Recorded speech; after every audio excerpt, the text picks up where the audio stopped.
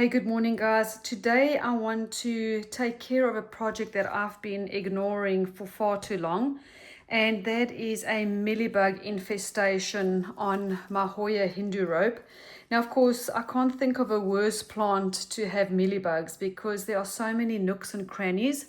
So I've had this plant for, I want to say, 4 years, and last year I decided to chop her because here you can see she had 4 long strands.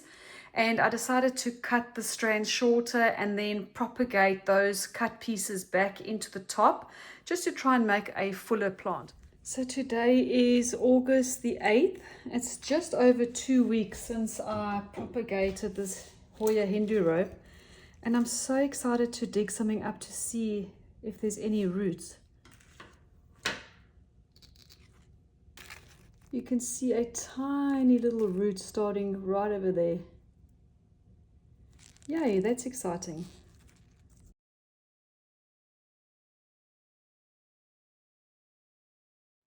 So she was doing great. The little cut ends had rooted in. I had so much fresh growth. It was stunning. And then she had aphids. So I took care of those.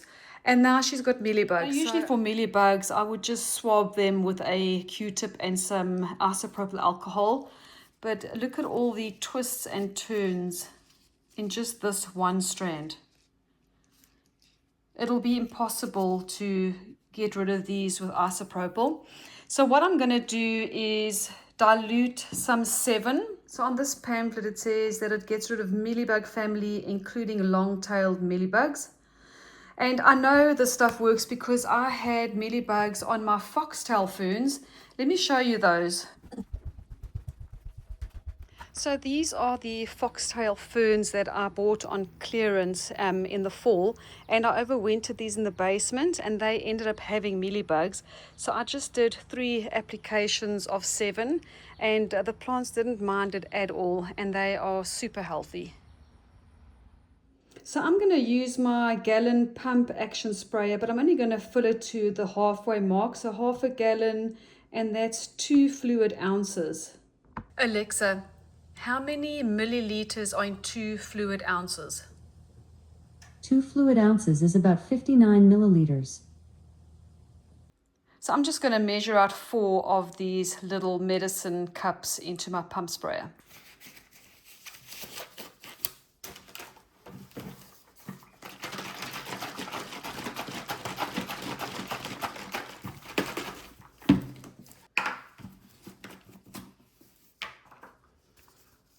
Now they do have measurements printed in red in this red lid, so it's not easy to see.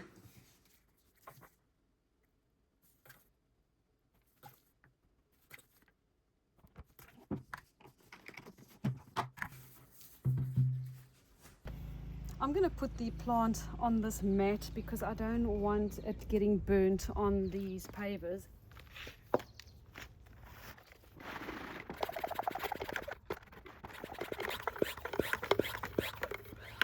Now I don't want to get any of this on my skin. Let me just test spray.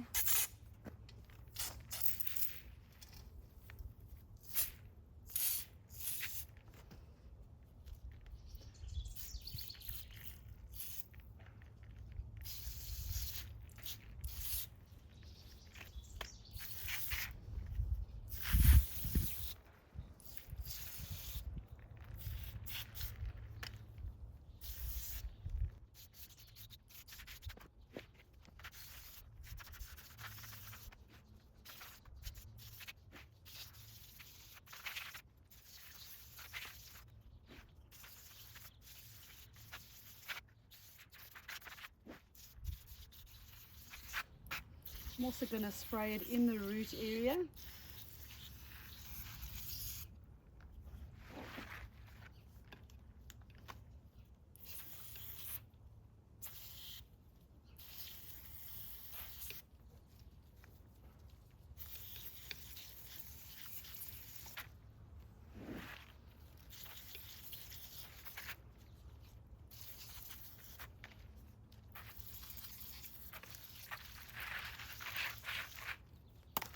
So I'm going to set an alarm on my phone, 10 a.m. every Tuesday, 7 Hoya, save. And then I'm going to do the same treatment I just showed you 4 more times. And hopefully that gets rid of the mealies. Now, I don't know how the plant is going to react, but you know what? If the plant cannot handle this and it ends up dying, it's going to die regardless if I don't get rid of the mealybug. So yeah, I'll keep you guys posted and see if she starts looking better. So I just want to spend a few minutes cleaning up the side shade garden bed. Not a lot of maintenance on this side. I am going to clip off these spent hosta blooms. Now this hosta is usually super crispy by this time of year, and this year I've been watering it more and it's doing great. So I don't know if it wasn't getting enough rain because of this overhang, or if this little heating pipe, we've got like an exhaust pipe coming out of the house, if that was drying the soil up more. I'm not sure, but the watering is doing the trick. So they still look amazing. This container, caladiums look great, but the impatiens that I started from seed, not sure what's going on with them, but they're coming out. And I did buy 2 little flats of these wax begonias just to pop around the caladiums. On this side, I'm just going to groom off some of the damaged coffee cup elephant ears, and that'll also open up the base a bit more so I can see the string of pearls and the caladiums. This blue hosta is stunning. I might just trim these lower leaves so we don't whack them with the lawnmower. The brunnera, it's just a few leaves I'm going to clip. Now last year I had a bunch of lily of the valley in this area that I dug out, and then I planted 3 late blooming astilbe, and they look so pretty right now. It's such a pretty soft pink. The creeping Jenny I'm just going to clip so that I can expose the brick border. And on this side, not much. I do want to change out this container. I will take the begonias out, and then this fuchsia I want to save, and then I've got a little grass that I want to pop in there.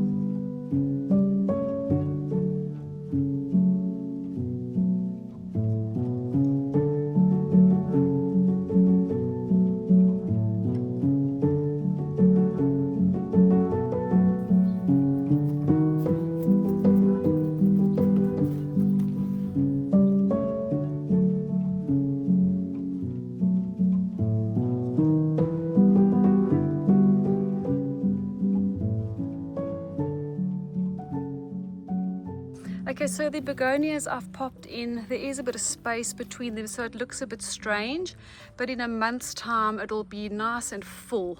At least I can also see my little string of heart trailers.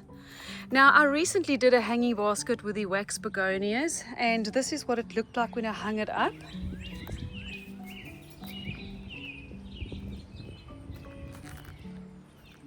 And this is how she's filled in already, and I think it's been 4 weeks. You can barely see the hanging basket anymore.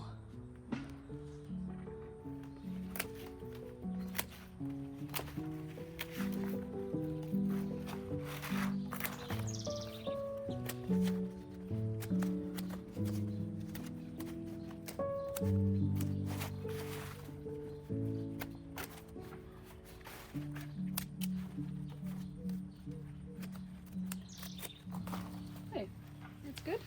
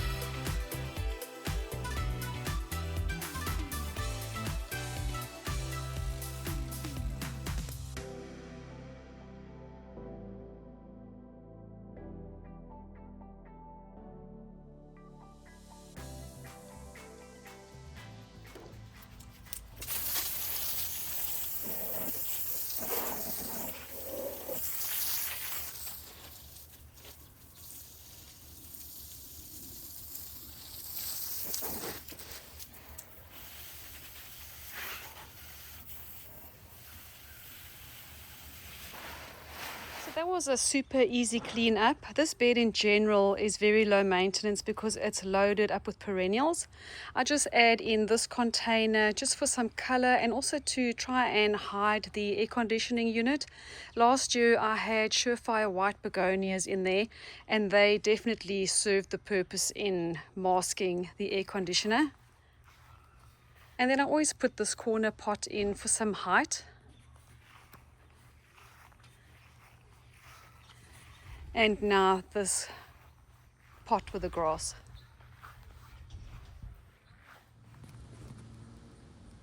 So next I want to sow my ornamental kale seeds for fall decorating. Last year I direct sowed them into this raised bed and they grew so beautifully. The only caveat being with them sowed directly in the raised bed is that they developed huge root systems. So when it came to pulling them out to decorate with, I destroyed a lot of the root system. So the cabbages were so unhappy for about 2 weeks until they had developed new roots. So this year I've decided to sow them into individual pots. So I'm just going to mix up some Espoma organic potting soil, some black cow compost and some garden tone for the cabbages. Suddenly, the world I used to know, I see it differently. You woke me from a dream, now here's reality.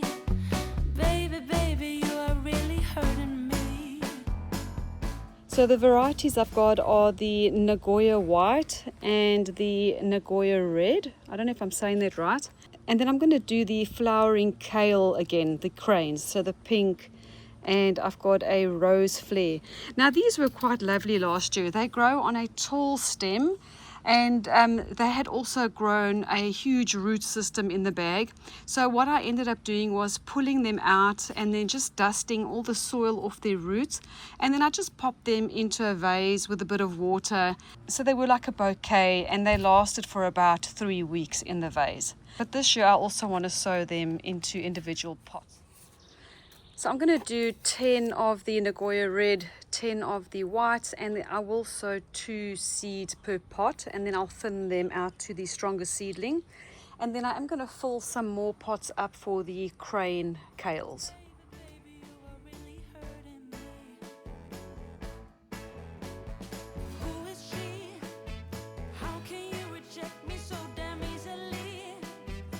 Now with the crane kale, I'm going to do 5 pots each, but I'm going to do 4 seed per pot, and then I will thin it down to the 2 stronger seedlings.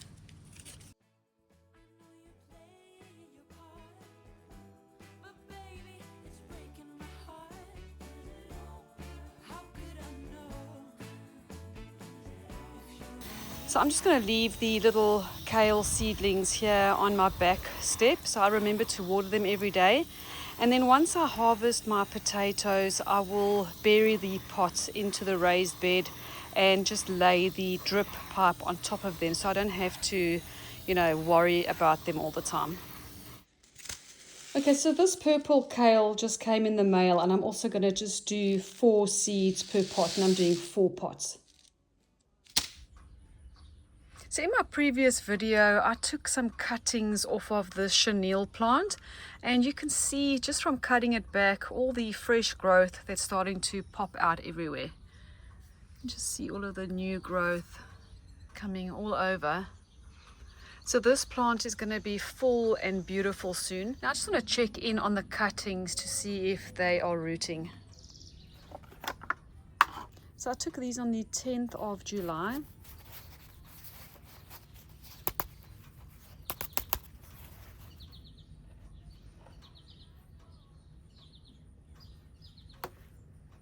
Oh my gosh, there's already a little root.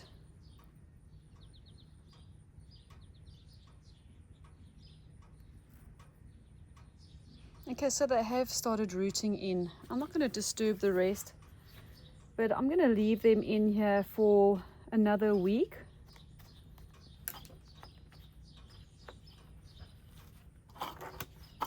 And then I will harden them off and pot them up.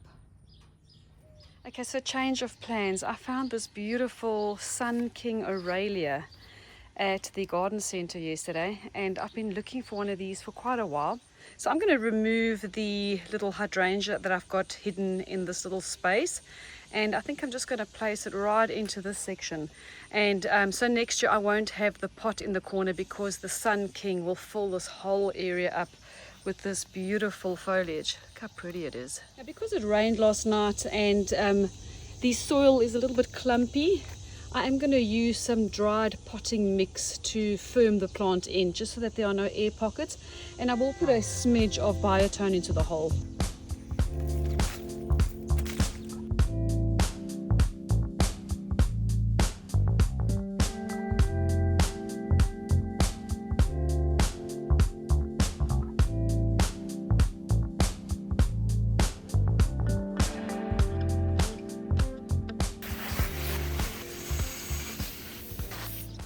Okay, so she's in, and I am going to leave the container here in the corner for this year, because I don't think the Aralia will put on that much more growth before it dies back in the fall.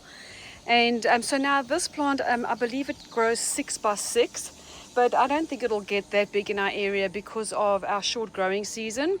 And you know what, if need be, it can always be moved. I think what I'm going to do is in the fall remove this section of creeping Jenny, and then I'm just going to divide this hosta up, just do a fresh border of this specific hosta.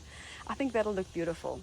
Now I'm going to take some cuttings of the Aralia and see if I can root it, and I want to share this with a friend of mine. So I'm just using a soilless mix. It's peat and perlite, and I have moistened it a bit. Now I don't know if this is going to work. I've got a piece of a stem here, but this might be too soft, but I'm going to try it anyway. And if this doesn't work out, I can always take some more stem cuttings in the fall. I think I'm going to remove this leaf.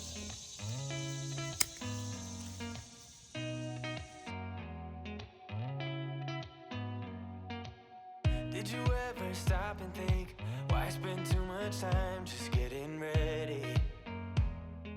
Let me be honest, I don't know a single thing that I haven't done to make you notice me.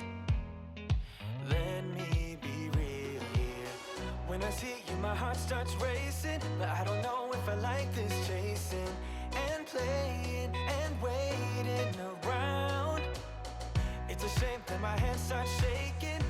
This probably won't work. Maybe. I'm just going to keep this piece just with a little leaf node.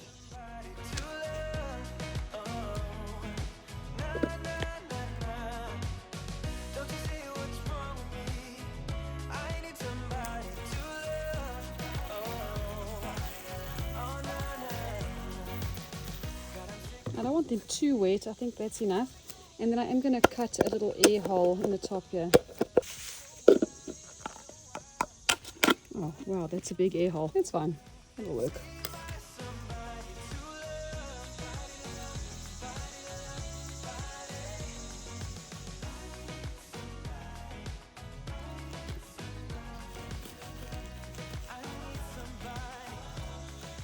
Okay, I'll leave this for a couple of weeks and see if it does anything. If not, I'll redo this in the fall with some stem cuttings.